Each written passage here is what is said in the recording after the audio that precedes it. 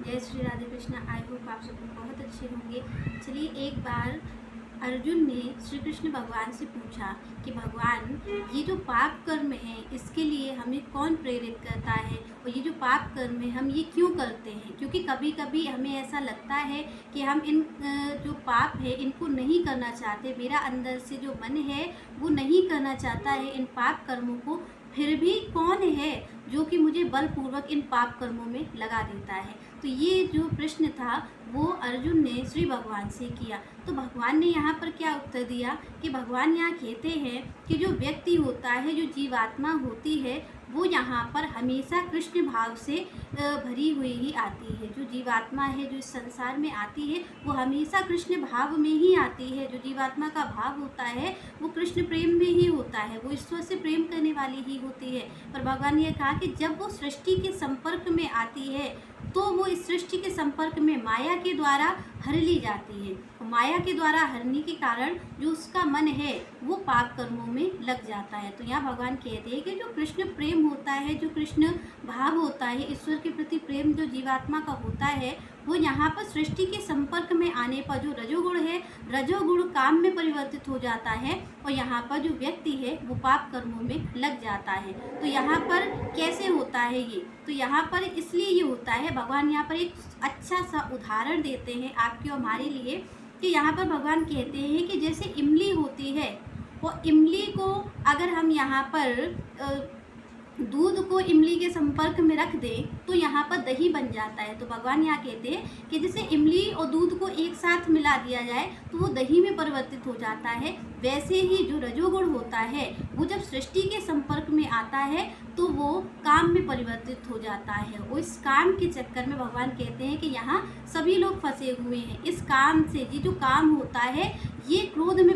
जब क्रोध बढ़ता है, भगवान यहाँ कहते हैं कि ये जो काम है ये इच्छा को पैदा करता है। जब वो इच्छाएं नहीं पूरी हो पाती, उन इच्छाओं में विघ्न पड़ता है तो क्रोध की उत्पत्ति होती है। क्रोध मोह के कारण होता है। तो भगवान यह कहते हैं कि जो मोह है वो सारे संसार को भ्रमित किए हुए है। तो ये क्यों होता है, क्योंकि जो रजोगुण है, रजोगुण से ये जो आपका काम है ये उत्पन्न होता है, तो यही सारी हमारी दुर्दशा का कारण है। तो भगवान यहाँ पर कहते हैं कि इसको कैसे रोका जाए। जो क्रोध है, जो आप इस तरीके से फंसे हुए हैं माया के चक्कर में, आप ना चाहते हुए भी पाप कर्मों को करते जा रहे हैं, तो भगवान कहते हैं कि ये क्यों होता है, क्योंकि तमोगुण प्राकट्य हो जाता है। जब आप क्रोध करते हैं तो क्रोध के पीछे कारण क्या है, तमोगुण। रजोगुण से क्या होता है, आपका काम पैदा होता है, आपकी इच्छा पैदा होगी, और जब इच्छा पैदा होगी तो जब उसमें विघ्न पड़ेगा तो क्रोध बढ़ेगा, और क्रोध किसके कारण बढ़ता है, तमोगुण के कारण। तो भगवान यहाँ कहते हैं कि जब तमोगुण को घटा दिया जाए, उस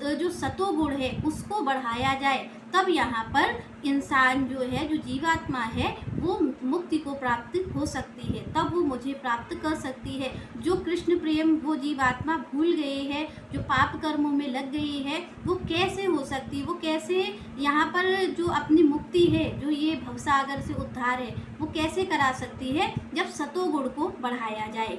रजोगुण आपका जो उत्पन्न कर रहा है काम को, और तमोगुण, क्योंकि आपने देखा रजोगुण से क्रोध उत्पन्न होगा, और क्रोध किससे होता है, तमोगुण से। तो जब आप सतोगुण को बढ़ाएंगे, तमोगुण को घटाएंगे, जब सतोगुण जो आपका है वो बढ़ेगा अगर आपके जीवन में, तो भगवान कहते हैं कि यहाँ जो आप पाप कर्म करते हैं, जो आप ना चाहते हुए भी पाप कर्मों में लग जाते हैं, तो ये हमेशा के लिए आपका खत्म हो जाएगा। जो आपका कृष्ण प्रेम है वो आपको जागृत करना पड़ेगा। सतोगुण को बढ़ाइए, तब भगवान की ओर आपका मन जाएगा, और तब आप ये जो भवसागर से हैं ये मुक्ति पा सकते हैं। तो आई होप आपको ये समझ में आ गया होगा कि लोग ये कहते हैं कि मैं नहीं चाहता हूँ फिर भी ऐसे कार्यों में लग जाता हूँ। तो यहाँ पर श्री कृष्ण बताते हैं कि आखिर आप ऐसा क्यों करते हैं, ना चाहते हुए भी आप क्यों पाप कर्मों में लग जाते हैं। तो आपको क्या करना है, आपको आपके अंदर जो तमोगुणी प्रवृत्ति है उसको आपको घटा करके सतोगुण को बढ़ाना है, और जिससे कि आपको भगवान की प्राप्ति हो सके